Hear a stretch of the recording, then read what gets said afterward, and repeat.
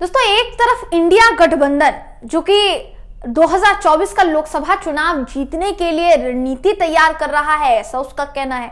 बैठकें हो चुकी है भाई, बड़े बड़े जितने विपक्षी दल के नेता हैं एक साथ बैठक कर चुके हैं। और ऐसा नहीं है कि विपक्षी दल के जितने भी दल हैं, जितनी भी पार्टियां हैं, जो भी इंडिया गठबंधन में शामिल हैं, उनमें से किसी को बुलाया नहीं गया। ऐसा नहीं है दोस्तों, सभी को बुलाया गया हर मीटिंग में, हर बैठक में, और सभी के सभी शामिल हुए।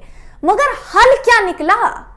क्या हल निकल कर सामने आया है? ये समाजवादी पार्टी मध्य प्रदेश में ऐसा समाजवादी पार्टी और कांग्रेस के बीच में रण छिड़ जाता है कि आप समझिए कि पूरा का पूरा चुनाव गवा बैठती है पार्टियां। दूसरी तरफ इसी तरीके का कांड चलता है कांग्रेस और आम आदमी पार्टी में। हालांकि जो चंडीगढ़ में मेयर चुनाव होने थे उसमें दोनों पार्टियां साथ दिखी, मगर मोस्टली जो है दिखाई नहीं देती एक साथ। दूसरी तरफ बात करेंगे अगर लेफ्ट पार्टीज की, और अगर बात की जाए टीएमसी की, तो उन दोनों में भिड़ी हुई है। और टीएमसी की तो अभी कांग्रेस से भी भिड़ी हुई नजर आ रही है। दोस्तों, टीएमसी ने खुला ऐलान कर दिया है, टीएमसी यानी तृणमूल कांग्रेस ने खुला ऐलान कर दिया है, ममता बनर्जी ने खुला ऐलान कर दिया है कि लोकसभा का चुनाव उनकी पार्टी अकेले लड़ेगी, किसी के साथ मिलकर नहीं लड़ेगी। दोस्तों, ये बात समाजवादी पार्टी की तरफ से अखिलेश यादव पहले भी कह चुके हैं कि अगर आपको अपने राज्य में ऐसे ही एकल चुनाव लड़ना है तो वो भी बता दीजिए, और अगर मिलकर चुनाव लड़ना है तो वो भी बता दीजिए।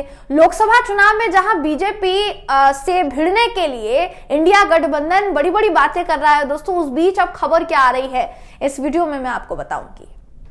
नमस्कार, मेरा नाम है जयंती झा और आप देख रहे हैं देश नीति।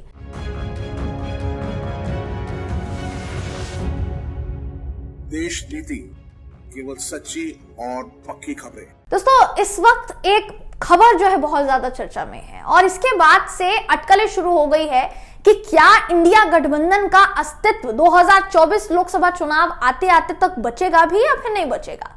क्योंकि हालात ही कुछ ऐसे हैं, आपने पूरे ख्वाब दिखा दिए देश की जनता को कि भाई इंडिया गठबंधन बीजेपी से लड़ने जा रहा है, जो असल में ये सोचते हैं कि बीजेपी का कोई विकल्प नहीं है, इंडिया गठबंधन उनके लिए विकल्प बन सकता था। लेकिन जैसी इस वक्त हालत नजर आ रही है दोस्तों, इंडिया गठबंधन के दलों के ऐसा लग नहीं रहा है कि विकल्प बन पाने में सक्षम कोई भी साबित होगा।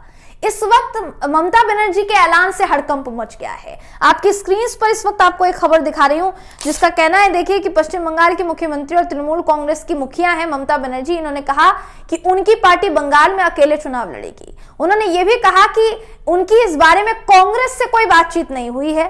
भारत जोड़ो न्याय यात्रा के संबंध में कोई जानकारी नहीं दिए जाने के बाद भी उन्होंने कही, जबकि बंगाल से यात्रा निकलने वाली है। उनका आरोप है कि भाई बंगाल से यात्रा निकलेगी, फिर भी राहुल गांधी ने या फिर कांग्रेस के किसी बड़े नेता ने मुझे फोन करके ये नहीं बताया या पर्सनली भी ये नहीं बताया कि हमारी जो यात्रा है वो आने वाली है आपके राज्य में, और पूरे इंतजाम जो है होने चाहिए थे।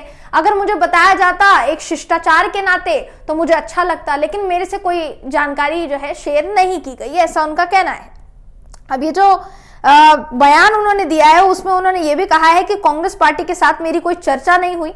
मैंने हमेशा कहा कि बंगाल में हम अकेले लड़ेंगे, मुझे इसकी चिंता नहीं है कि देश में क्या किया जाएगा, लेकिन हम धर्मनिरपेक्ष पार्टी हैं और बंगाल में हम अकेले ही बीजेपी को हराएंगे। मैं इंडिया गठबंधन का हिस्सा हूं, ये भी उन्होंने क्लियर किया है। यानी एक तरफ वो ये बोल रही हैं कि मैं इंडिया गठबंधन का हिस्सा हूं, दूसरी तरफ वो ये भी बोल रही हैं कि अकेले चुनाव लड़ेंगे। राहुल गांधी को लेकर और भारत जोड़ो न्याय यात्रा को लेकर वो क्या बोली, अब जरा ये सुनिए। उन्होंने कहा कि मैं इंडिया गठबंधन का हिस्सा हूं, हालांकि राहुल गांधी की भारत जोड़ो न्याय यात्रा हमारे राज्य से गुजर रही है, लेकिन हमें इसके बारे में बताया नहीं गया है। उन्होंने कहा कि शिष्टाचार के नाते मुझे बताना चाहिए था उन्हें कि दीदी मैं आपके राज्य में आ रहा हूं। एक धर्मनिरपेक्ष पार्टी और बीजेपी को हराने के लिए हम जो कर सकते हैं हम वो करेंगे, ये उनका कहना है। अभी भी उनका ये कहना है। हालांकि देखिए, बंगाल जाएगी यात्रा, बेशक अधीर रंजन चौधरी की तरफ से, जो कि कांग्रेस के सांसद हैं, कई बार टीएमसी को घेरा जाता रहा है। अभी बीच में ममता बनर्जी ने यह भी कहा कि भाई कांग्रेस को 300 सीटों पर लड़ना चाहिए, बाकी कुछ क्षेत्रीय पार्टियों को भी मौका देना चाहिए। इस पर भी अधीर रंजन चौधरी बिफर पड़े और उन्होंने साफ तौर पर कहा कि भाई उनको नसीहत देने की आदत है, अपनी बात पर रहती नहीं है वो, और बहुत सारी चीजें जो है कही उन्होंने। अधीर रंजन चौधरी बार बार ममता बनर्जी को लेकर, उनकी पार्टी को लेकर बयान देते आए हैं। सवाल सीधा सा दोस्तों ये है कि ऐसी टीका टिप्पणी चलती रहेगी, आपका सीटों पर बंटवारा का सॉल्यूशन नहीं है, कोई आपके पास किसी तरीके का आप हल नहीं निकाल पा रहे हैं 2024 के लिए, आप मुकाबला कैसे करेंगे? ये बात बिल्कुल सच है कि फिलहाल अगर आपको भारतीय जनता पार्टी से मुकाबला करना है तो बहुत ही ज्यादा मजबूत स्थिति में आपको होना पड़ेगा। और अगर मान लीजिए कि इस तरीके से दल जो है आपस में ही खटपट उनकी जारी है और आपस में ही वो इस तरीके की बयानबाजी कर रहे हैं, एक दूसरे पर टीका टिप्पणी कर रहे हैं, लांछन लगा रहे हैं, इसका सीधा सा फायदा बीजेपी को होगा ना। जाहिर सी बात है दोस्तों, मौका उठाएगी बीजेपी और ये मौका आप खुद दे रहे हैं उनको। अगर आपने रणनीति ठीक से नहीं बनाई है, अगर आपके आपस में नहीं बन पा रही है, तो मौका आप खुद दे रहे हैं। अब जैसे पश्चिम बंगाल में ममता बनर्जी कर रही है, उसी तरीके से मध्य प्रदेश में कांग्रेस ने भी किया था।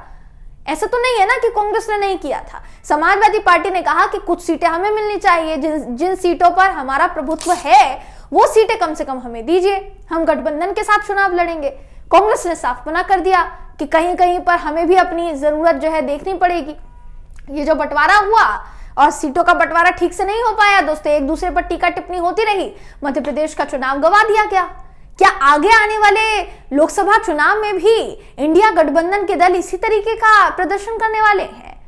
और फिर इसके बाद क्या जीतना मुमकिन नजर आएगा? ये भी सवाल है दोस्तों जो इस वक्त खड़ा हो रहा है।